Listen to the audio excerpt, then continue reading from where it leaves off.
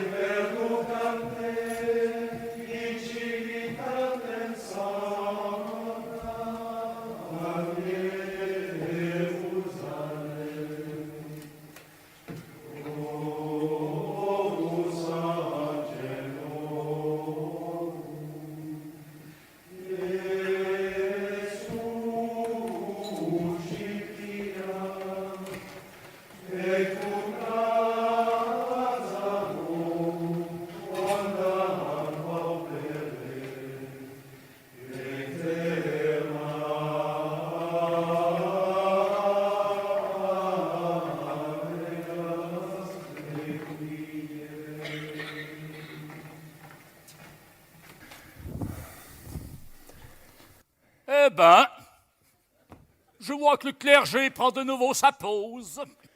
Monsieur Félicien, toujours le mot gentil, hein? Je te chicane, l'abbé. Dis-moi, tu m'as l'air bien songeur. Je crains pour ma place.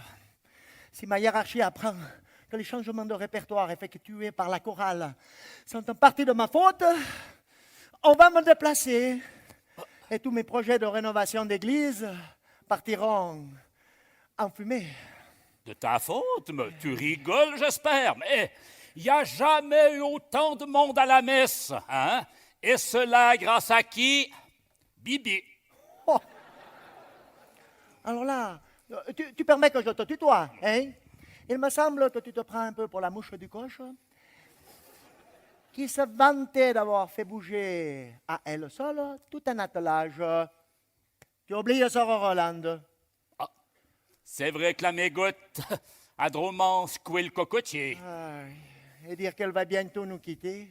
Oh, alors moi, je pense qu'il est grand temps qu'elle s'en retourne sur les tropiques. L'ancienne maîtresse du patelin, elle commence à avoir beaucoup d'influence sur ma fille. Je n'ai bientôt plus un mot à lui dire. Oh, mais ce n'est pas grave. Moi, je constate au contraire que la petite Fanny n'a pas manqué une seule prestation depuis qu'elle est membre de notre chœur mixte. Elle rentre même une fois par semaine de la ville pour assister aux répétitions. Notre cher et si précieux organiste me l'a déjà confié. La voix de Fanny est vraiment une voix très appréciée sur la tribune. Eh bien, elle continuera à venir, mais cela dépendra surtout du répertoire. D'ailleurs, si ton chef de chœur reste ouvert à plusieurs genres de partitions, je dirais même que j'hésite à remettre les crampons. Où veux-tu en venir avec ton langage de rugbyman? Ben, que si notre Cécilienne continue à prendre des chansons aussi entraînantes et variées que depuis l'arrivée de Sir Roland, je serai prêt à retenter ma chance au milieu des ténors. Oh! C'est vrai ce que tu me racontes? Tu ne me charries pas? Tu me connais, l'abbé. Je ne suis pas du genre à dire des conneries. Oh, c'est carrément épatant. Eh bien, tu vois, Boulanger, c'est des moments comme ceux-ci qui me font dire que la vie est belle et qu'il ne faut jamais désespérer. Hein, allez, allons boire un coup, Boulanger.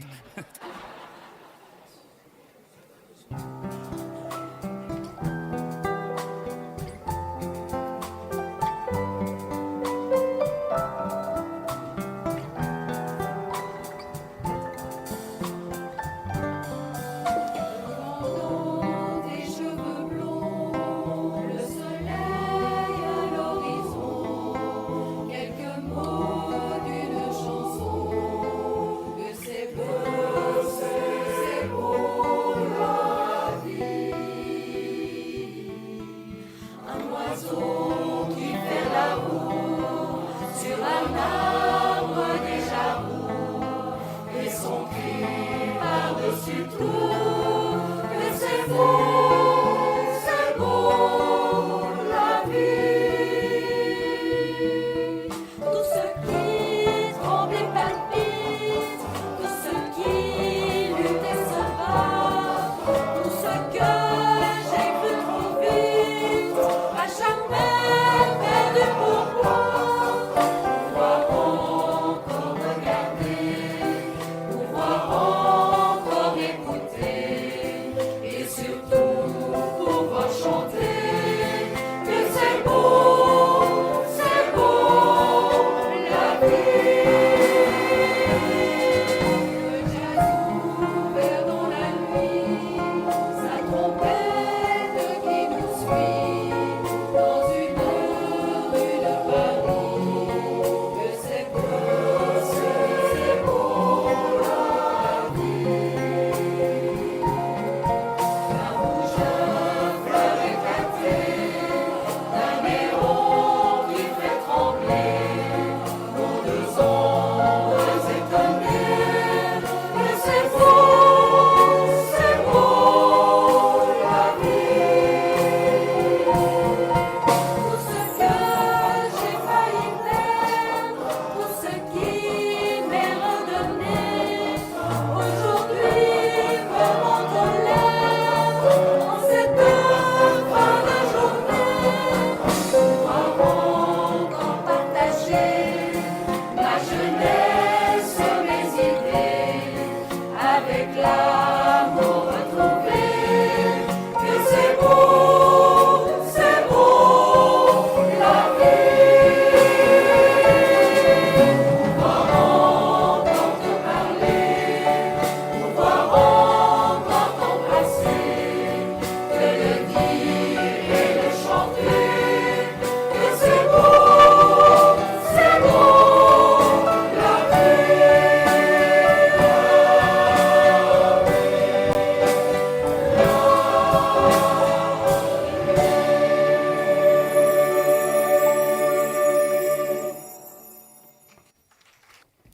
Tu disais que tu voulais rénover ton usine, l'abbé.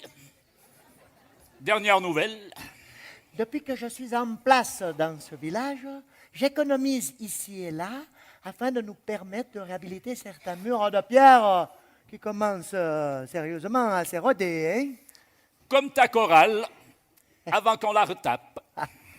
J'ai rassemblé les fonds nécessaires et quelques blocs de grès sont entreposés derrière la cure. Il ne manque plus qu'un tailleur de pierre en mesure de réaliser cette tâche fort délicate. Je suis votre homme, monsieur l'abbé. Je vous demande pardon. Oui, non, je voulais vous dire, vous pouvez compter sur moi pour le job. Ouf, monsieur le j'aime curé. mieux ça. On l'a échappé belle. Et qui êtes-vous, cher monsieur?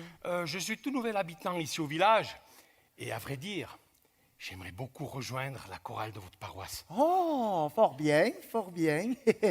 Toutes les forces vives sont les bienvenues. Mais mieux encore, vous prétendiez être capable de rénover les façades de notre vénérable édifice. Ah, parfaitement, monseigneur. J'ai consacré toute ma vie à restaurer diverses cathédrales à travers l'Europe entière. Et dernièrement, j'étais à Paris pour redonner vie aux vieilles gargouilles de Notre-Dame endommagées par le feu. Et tu dis que tu serais prêt à t'attaquer au muret de l'abbé? Ah, ce serait un honneur. D'ailleurs, votre Communauté. communauté, exactement, Voilà, monseigneur. votre communauté, oui, Votre c'est communauté m'a l'air si vivante, si dynamique, si joyeuse. Oh, ce serait quand même bien dommage de devoir l'accueillir dans un édifice qui se lézarde, non? Bien sûr, je vois. Un pépon qui veut intégrer notre chorale. Un tailleur de pierre qui tombe du ciel. Si je n'étais pas homme de foi, je qualifierais cela de magique. Hein? Me dis carrément que c'est miraculeux. C'est miraculeux. Et Père Charles, Oui, tu as les pierres, j'ai les pierres. il a les outils Il a les outils. et le savoir-faire. Parfaitement. Alors qu'est-ce qu'on attend? Oh, un homme qui a sculpté les cathédrales est d'accord de venir bichonner notre toute petite église. Cela est, comment dire, merveilleux. C'est une histoire qui a pour lieu Paris la belle au nom de Dieu. 1482, histoire d'amour et de désir. Nous les artistes abonnés de la sculpture ou de la rime tenterons de vous la transcrire pour les siècles à venir. Il est venu le temps des cathédrales, le monde est entré dans un nouveau millénaire. L'homme a voulu monter vers les étoiles, écrire son histoire dans le verre ou dans la pierre. Pierre après pierre, jour après jour, de siècle en siècle avec amour, il a vu s'élever les tours qu'il avait bâties de ses mains.